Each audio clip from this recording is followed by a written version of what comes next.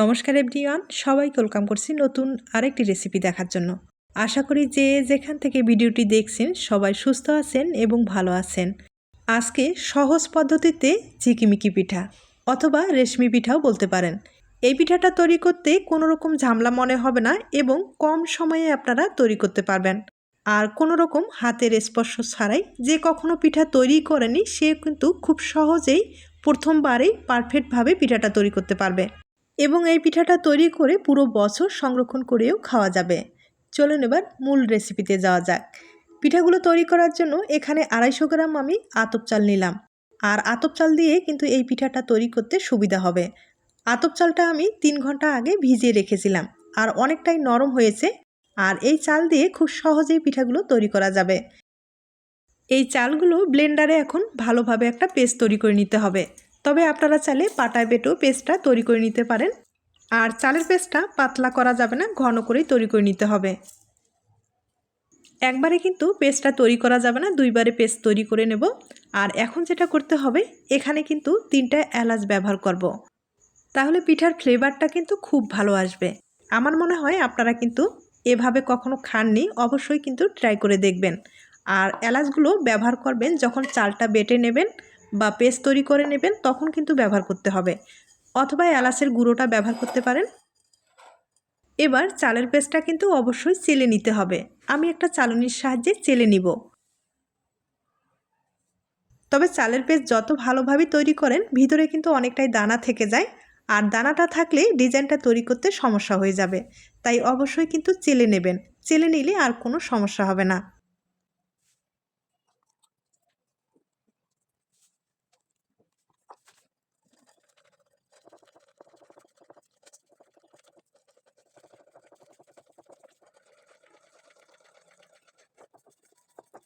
খুব ভালোভাবে চেলে নিলাম। এখন কিন্তু ভিতরে কোনো রকম দানা নেই আর খুব সহজেই ডিজাইনটা তৈরি করা যাবে। এখন এখানে স্বাদ মতো লবণ দিয়ে দিব আর খুব ভালোভাবে একটু মিশিয়ে নেব। এই পিঠাগুলো মূলত কিন্তু হাতের কৌশলে তৈরি করা হয়। আর অনেকেই আছে হাতের কৌশলে এই পিঠাটা তৈরি করতে পারে না, তাদের জন্য আজকের এই রেসিপিটি। কোনো রকম হাতের স্পর্শ ছাড়াই খুব সহজভাবে কিন্তু পিঠাটা তৈরি করা যাবে। আর যে কখনো পিঠা তৈরি করেনি সেও কিন্তু খুব সহজেই এই পিঠাটা তৈরি করতে পারবে। এখন যেটা করতে হবে, এখানে ছোট্ট চামচ দিয়ে 1 চামচ আমি ময়দা ব্যবহার করব। ময়দা অথবা আটা একটা ব্যবহার করলেই হয়ে যাবে। এখানে অনেকেরই প্রশ্ন থাকতে পারে যে ময়দা অথবা আটা কেন ব্যবহার করতে হবে। অনেক সময় দেখা যায় চালের পেস্টটা দিয়ে শুধু যদি আপনারা পিঠাটা তৈরি করতে যান, সেই পিঠাটা কিন্তু ফেটে যাওয়ার সম্ভাবনা বেশি থাকে।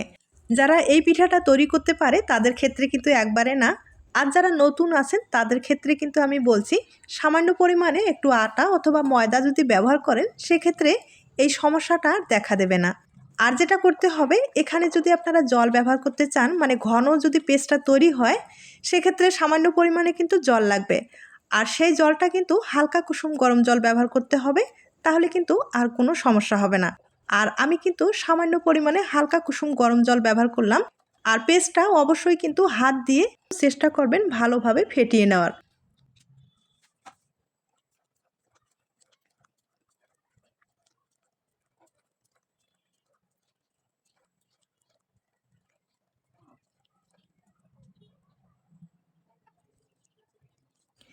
পেস্টটা খুব ভালোভাবে আমি তৈরি করে নিলাম।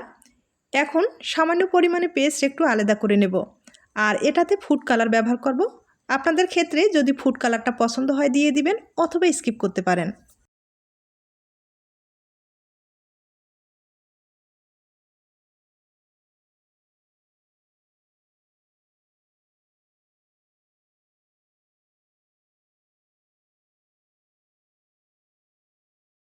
চালের পেস্টগুলো আমি রেডি করে নিলাম।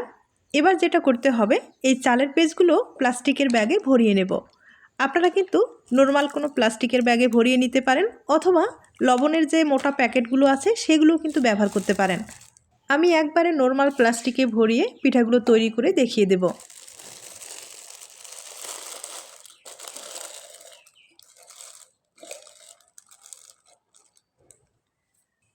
আর বেটারের ঘনত্বটা হয়তোবা দেখে বুঝতে পেরেছেন, এর চেয়ে পাতলা অথবা ঘন করার দরকার নেই, এরকম থাকলেই কিন্তু হয়ে যাবে। আমি কিছুটা বেটার প্লাস্টিকের ব্যাগে ভরিয়ে নিলাম।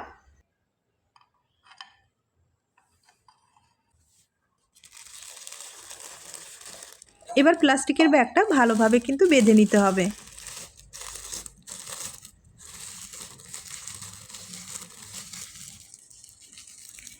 বেটারগুলো আমি রেডি করে নিলাম। এখন আপনাদের পিঠাগুলো তৈরি করে দেখিয়ে দিচ্ছি। এবার চলুন আপনাদের আমি চুলে নিয়ে যাচ্ছি। আর পিঠাগুলো তৈরি করার জন্য অবশ্যই কিন্তু ফ্রাই প্যান লাগবে। ফ্রাই প্যান দিয়ে খুব সহজেই পিঠাগুলো তৈরি করা যাবে। সামান্য পরিমাণে একটু তেল লাগিয়ে নিতে পারেন, অথবা ফ্রাই প্যানটা কিন্তু হাই হিটে গরম করে একবারে লো করে দিয়ে এভাবে পিঠাগুলো তৈরি করে নিতে হবে। আর প্লাস্টিকের যে মুখটা আছে একবারে চিকন করে কেটে নিতে হবে, তাহলে বেটারটা কিন্তু খুব ভালোভাবে বের হবে আর খুব সহজেই পিঠাগুলো তৈরি করা যাবে। আর এখানে যে ডিজাইনের কিন্তু কিচ্ছু না, শুধু হাতটা আঁকা বাঁকা করে ঘোরালেই এরকম একটা ডিজাইন হয়ে যাবে। আর আমি কিন্তু ফ্রাই প্যানেই আপনাদের ভাঁজ করে দেখিয়ে দিচ্ছি। অনেকটাই গরম রয়েছে, তবে আপনাদের যদি গরমটা সহ্য না হয় সেক্ষেত্রে এই পিঠাটা কিন্তু তুলে অন্য জায়গায় ভাঁজ করে নিতে পারেন। আর আমি কিভাবে ভাঁজ করে নিলাম হয়তোবা আপনারা দেখে বুঝতে পেরেছেন। একবারে ইজি, কিন্তু খুব সহজভাবে আপনারা তৈরি করতে পারবেন।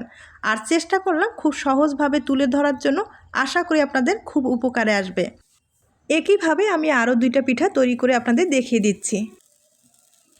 আর এই পিঠাগুলো হতে কিন্তু বেশি সময় লাগে না, 10 থেকে 20 সেকেন্ডের মতো হলেই কিন্তু একটা পিঠা তৈরি হয়ে যাবে।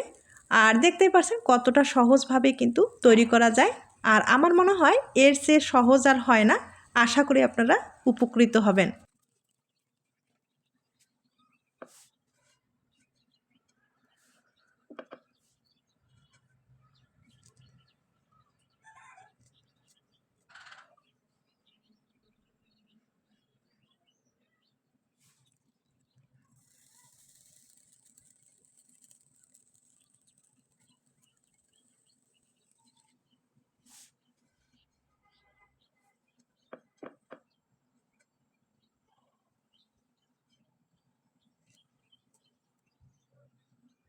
আমি আপনাদের কয়েকটা পিঠা তৈরি করে দেখিয়ে দিলাম। আর যে ফুড কালারটা ব্যবহার করলাম সেটাও কিন্তু একটা তৈরি করে আপনাদের দেখিয়ে দিচ্ছি।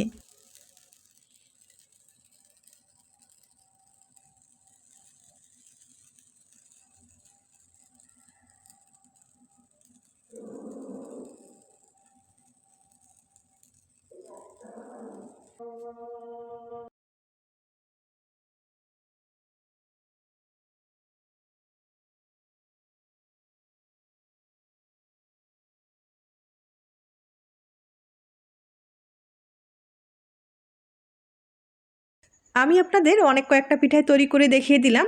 আর একইভাবে অনেকগুলো পিঠা তৈরি করা হয়েছে, একবার দেখিয়ে দিচ্ছি। দেখতে পারছেন আমি কিন্তু অনেক কয়েকটা পিঠাই তৈরি করে নিলাম। এই পিঠাগুলো কিন্তু এখন রোদ্রে শুকাতে হবে। আর রোদ্রে শুকাতে বেশি সময় লাগবে না, হালকা যদি রোদ থাকে এরপরেও কিন্তু 1.5 হতে 2 ঘন্টার মতো হলেই শুকিয়ে যাবে। আর আমি কিন্তু রোদ্রে শুকিয়ে নিলাম, আমার সময় লেগেছে প্রায় 1 ঘন্টার একটু বেশি। তবে এই পিঠাগুলো এখন আপনারা সংরক্ষণ করতে পারবেন। আর বছর জুড়ে যদি আপনারা সংরক্ষণ করতে চান সেক্ষেত্রে কিন্তু মাঝে মাঝে রোদ্রে দিতে হবে, তাহলে পুরো বছর পিঠাগুলো ভালো থাকবে। আর এই পিঠাগুলো কিন্তু একবারে মুসমুসে হয়েছে। আমি সামান্য পরিমাণে একটু ভেঙেও দেখিয়ে দিচ্ছি আপনাদের।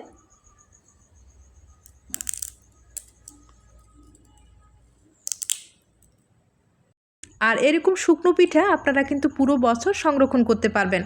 এখন কয়েকটা পিঠা আমি তেলে ভেজে দেখিয়ে দিচ্ছি, তবে হালকা আছে ভেজে নিতে হবে। আর এই পিঠাগুলো ভাজতে বেশি সময় লাগে না, শুধু তেলে দেবেন আর তুলে নেবেন।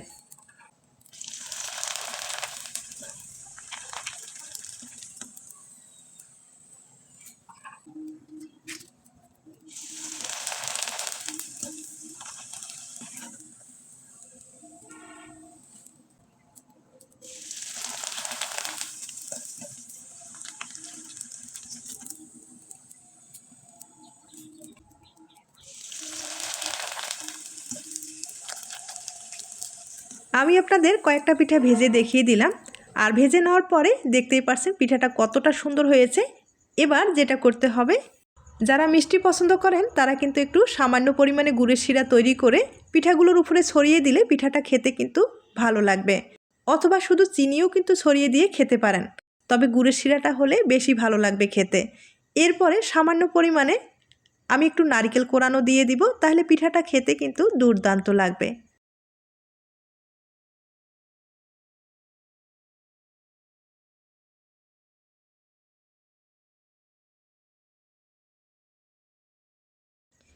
এবার আপনাদের দুইটা পিঠা আমি ভেঙে দেখিয়ে দিচ্ছি।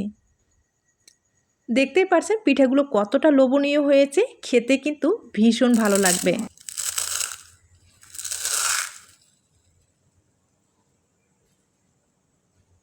শব্দ শুনে হয়তোবা বুঝতে পেরেছেন পিঠাটা কীরকম হয়েছে।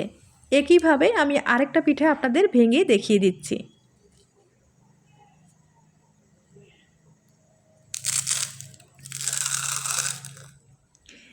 একবারে সহজ পদ্ধতিতে পিঠা রেসিপিটি তুলে ধরার চেষ্টা করলাম। আশা করি আপনাদের ভালো লেগেছে। আর ভালো লাগলে অবশ্যই একটা লাইক দিতে ভুলবেন না। তাহলে আজ এ পর্যন্ত, নতুন কোনো রেসিপির সাথে আবার দেখা হবে। সবাই ভালো থাকবেন এবং সুস্থ থাকবেন।